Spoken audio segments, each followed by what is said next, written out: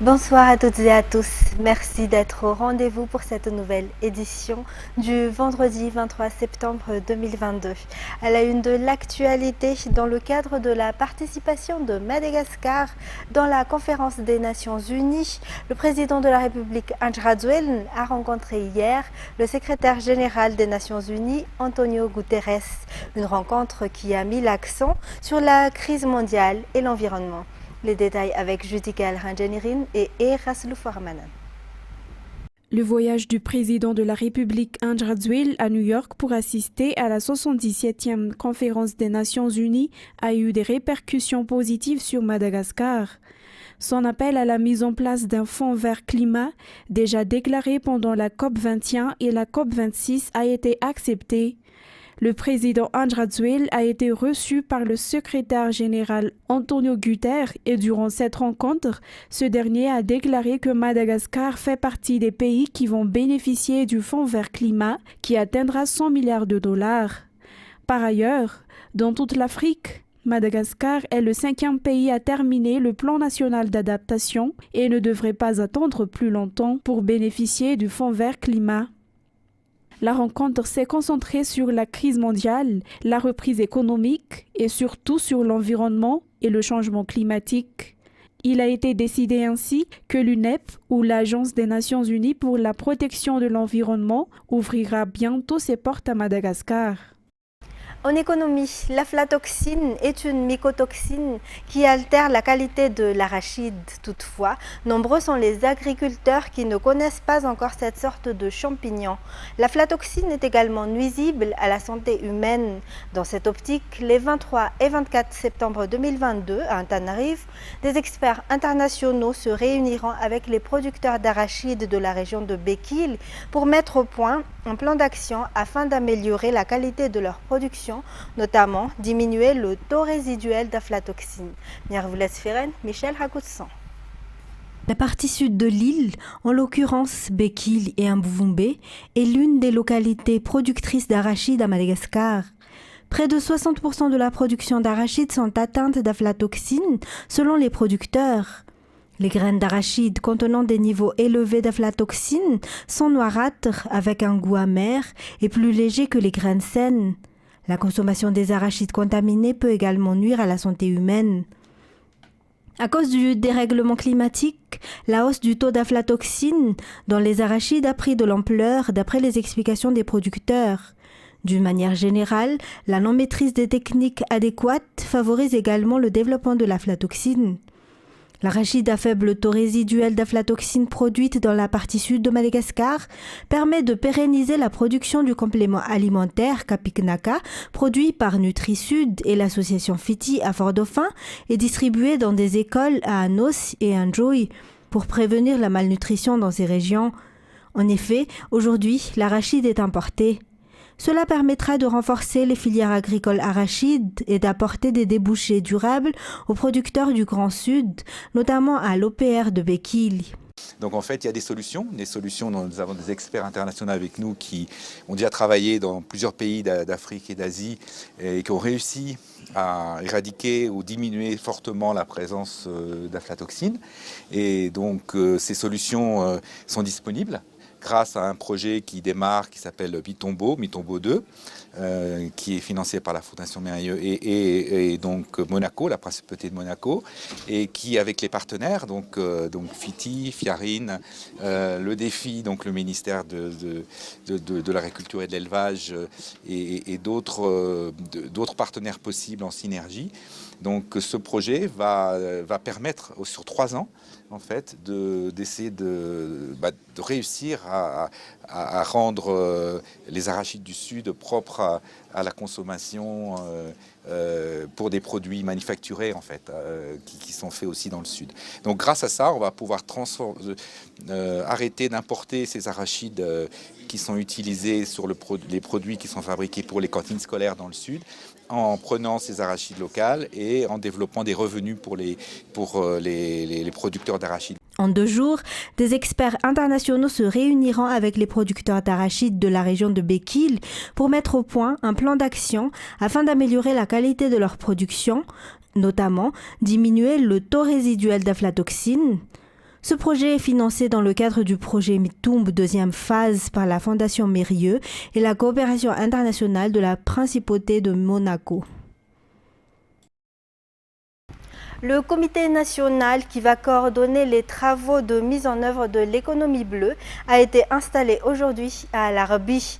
D'autres ministères appuieront ce secteur, notamment le ministère du Tourisme et le ministère des Mines et des Ressources stratégiques. Des institutions internationales et des organisations non gouvernementales participant à la protection de l'environnement y contribuent également. Le but est de promouvoir l'économie bleue et l'exploitation des ressources marines dont Madagascar dispose. En politique, la Haute Cour constitutionnelle a rejeté la proposition de loi portant des femmes au poste de décision présentée par la présidente de l'Assemblée nationale, Christine Razanamassou. Cette proposition, selon la Haute Cour constitutionnelle, n'est pas conforme à la Constitution. D'autre part, la présidente de l'Assemblée nationale a affirmé que tous les articles allant dans ce sens sont conformes aux accords internationaux. La numéro 1 de l'Assemblée nationale soutient que la loi passera de nouveau devant l'Assemblée. La présidente de l'Assemblée nationale accepte la décision rendue par la Haute Cour constitutionnelle rejetant la proposition de participation des femmes au poste de décision, puisque cela n'est pas conforme à la Constitution selon la HCC. Cette proposition de loi a été adoptée par les deux chambres lors de la dernière session ordinaire. Christine Razanamassou a pourtant confirmé que cette loi est conforme aux accords internationaux signés par Madagascar et qu'elle donne plus d'importance aux femmes dans la prise de responsabilité dans le pays. Il est donc possible de revoir et d'amender cette loi, a indiqué la présidente de l'Assemblée nationale. Les points jugés incompatibles avec la Constitution seront modifiés, a-t-elle soutenu. Mardi 3 octobre, les deux parlements entameront la deuxième session ordinaire de cette année, conformément à l'article 75 alinéa 2 de la Constitution. Toujours dans ce contexte, l'Assemblée nationale a soutenu que la proposition de loi concernant les droits d'auteur à Madagascar est une proposition des artistes et ne vise pas une ou des personnes en particulier. En effet, les artistes craignent que le ministère de la Culture et de la Communication s'oppose à cette loi. Les artistes espèrent que ce projet de loi sera à l'ordre du jour de la session des parlementaires. Sylvain Sechanjanab. La loi portant sur les droits d'auteur appliquée actuellement date de 38 ans. Cette loi est à la base du conflit qui oppose les artistes au ministère de la Communication et de la Culture. Ainsi, les artistes y ont apporté des réformes et la remise à l'Assemblée nationale en juin. Le statut de lambda a été discuté. La loi qui existe actuellement lèse les artistes et les auteurs, se plaint Samuel, car la technologie s'est tellement développée. Cette proposition de loi passera devant les parlementaires qui ont 30 jours pour l'examiner et fournir une conclusion. Après cela, la loi sera à l'ordre du jour et devra passer devant la Commission culture auprès de l'Assemblée nationale. Dans un tout autre sujet, les jeunes bacheliers du district d'Amboudjatchim n'ont plus besoin de se rendre dans la capitale pour leur cursus universitaire. De nombreuses universités privées sont actuellement établies dans la zone. Toutes les filières y existent, mais aussi des cabinets de recrutement. Détails sur les images de Yves Janel. Beaucoup de jeunes ne connaissent toujours pas les filières qu'ils veulent suivre après l'obtention de leur baccalauréat, car les orientations faites par les enseignants ne suffisent pas. Par ailleurs, il y en a ceux qui ont une filière en tête, mais ils ne savent pas comment faire pour y parvenir, ni où chercher. C'est justement pour ces raisons que la commune d'Amboudjatchim a organisé un salon des étudiants pour aider ces jeunes bacheliers. Toutes les filières y sont présentes et les jeunes n'ont plus besoin de se rendre dans la capitale pour étudier. Outre l'université, il existe également des agences de recrutement à Amboudjatchim. Actuellement, de nombreux jeunes recherchent un emploi dans la vente, explique la responsable. Pour cette société, environ 50 personnes par jour y déposent leur dossier de candidature. Cette agence leur fournit un contrat à durée déterminée, indéterminée ou à mission intérimaire selon la demande de l'entreprise.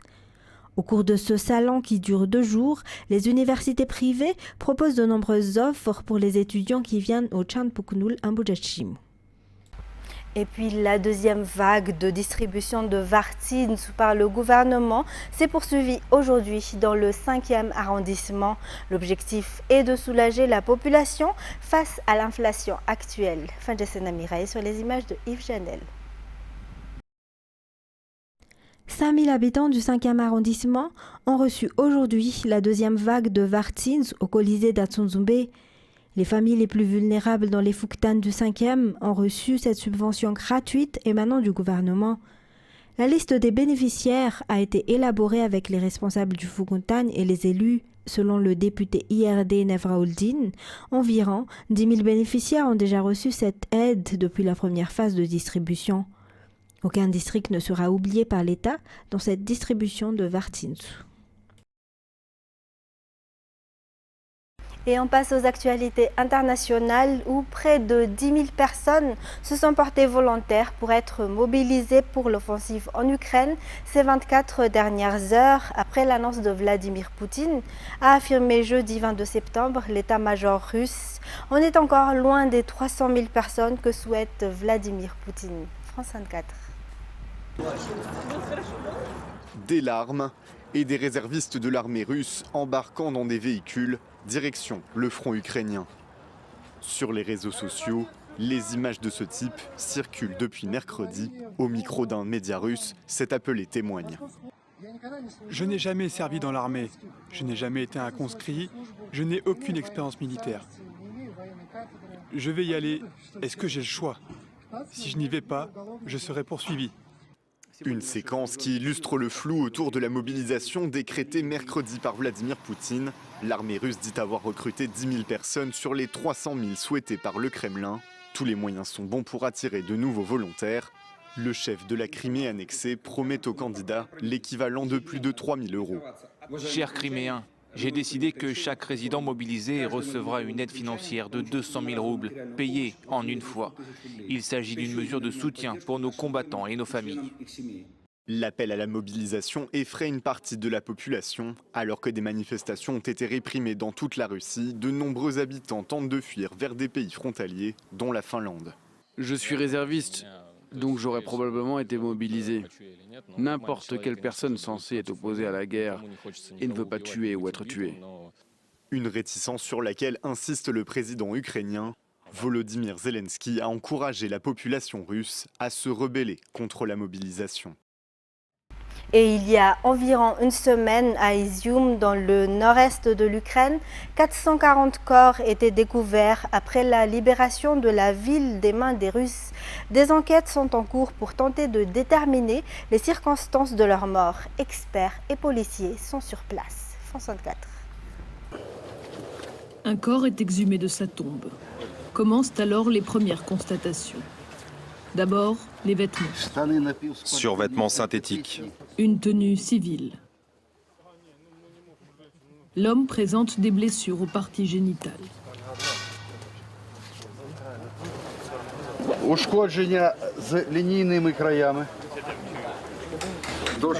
Lésion de 3 cm de longueur qui court. Il fait signe à un collègue de s'approcher.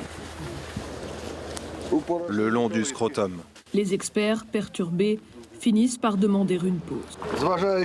En raison de l'état dégradé du corps, l'examen est suspendu. C'est bon, stop. Assez. Il murmure le mot torture, sans le répéter lorsqu'on lui pose la question. C'est interdit d'établir des conclusions maintenant. Seules les instances judiciaires et les enquêteurs pourront tirer des conclusions. Désolé. Les dirigeants ukrainiens, eux, n'hésitent pas à affirmer que parmi les 460 personnes enterrées ici, certaines ont été torturées jusqu'à la mort. On ne sait pas encore combien. Beaucoup sont en fait morts pendant les bombardements, lorsque les forces russes ont attaqué Izium en mars dernier. Lorsque le processus d'exhumation a débuté, les employés des pompes funèbres ont été entendus par la police. Quelques jours plus tard, nous rencontrons Vitali, le directeur des pompes funèbres. À l'époque, dit-il, on enterrait dans les jardins. Les Russes ont fait appel à son entreprise pour déplacer ces corps. C'était nécessaire de tous les inhumer à nouveau, les restes de ces personnes. Comment je peux vous décrire ça? C'est la guerre. Les gens étaient enterrés là où ils mouraient. Parfois, les Russes demandaient à Vitali d'enterrer les gens qui n'étaient apparemment pas morts dans les bombardements. Parfois, ils nous emmenaient des corps qui avaient les mains attachées derrière le dos. Ça suggère qu'ils ont attaché ces personnes pour les torturer. Mais c'est mon opinion, hein, je ne peux pas le prouver. Les employés des pompes funèbres ont dit à la police savoir réenterrer eux-mêmes entre 6 et 700 personnes. Mais ils affirment que le nombre total de morts est bien plus élevé. Les dirigeants des États ouest-africains, réunis en sommet extraordinaire hier à New York, ont annoncé des sanctions progressives contre la junte militaire en Guinée face à l'inflexibilité des militaires sur une date de retour des civils au pouvoir. France 24. Après plusieurs heures de réunion à huis clos dans un hôtel new-yorkais, les dirigeants de la CEDEAO ont conclu de nouvelles sanctions contre la junte militaire en Guinée. Il a été arrêté la prise de sanctions progressives sur des individus et contre la junte guinéenne. Très rapidement, la CEDEAO va établir une liste de personnes à sanctionner et de manière graduelle appliquer ces sanctions. Arrivée au pouvoir par la force en septembre 2021, la junte militaire guinéenne entend y rester pendant 3 ans avant de céder la place à un gouvernement civil. Sur notre antenne, quelques heures avant le sommet, le président en exercice de la CEDEAO jugeait cette ambition inacceptable. On a discuté, on est arrivé à un consensus qu'on ne peut pas dépasser les 24 mois. Ça, c'est négociable pour la CEDEAO. Des propos qui, avant même l'annonce des sanctions, avaient provoqué l'ire de la junte militaire guinéenne. Dans une vidéo adressée à la presse, elle déplore la honte dont se couvrirait l'organisation. Le mensonge grossier et les propos qui s'apparentent à de l'intimidation sont de nos jours des pratiques rétrogrades qui n'honorent pas son auteur et ternissent par la même occasion l'image de marque de la CEDEAO. Dans l'autre dossier au programme du sommet exceptionnel, les dirigeants de la CEDEAO réclament la libération au Mali de 46 militaires ivoiriens, qualifiés de mercenaires par la junte malienne au pouvoir. Pour afficher leur unité, les représentants des 2 gouvernements putschistes se sont retrouvés jeudi à Bamako pour célébrer ensemble l'anniversaire de l'indépendance du Mali. C'était les points essentiels de cette édition. Mesdames et messieurs, je vous remercie de votre attention. Restez avec nous tout de suite après l'émission Data, présentée par Jean-Claude Andjamalal, suivie de la série The Lord of the Rings, The Rings of Power. Quant à moi, je vous souhaite de passer une excellente soirée en notre compagnie. Au revoir.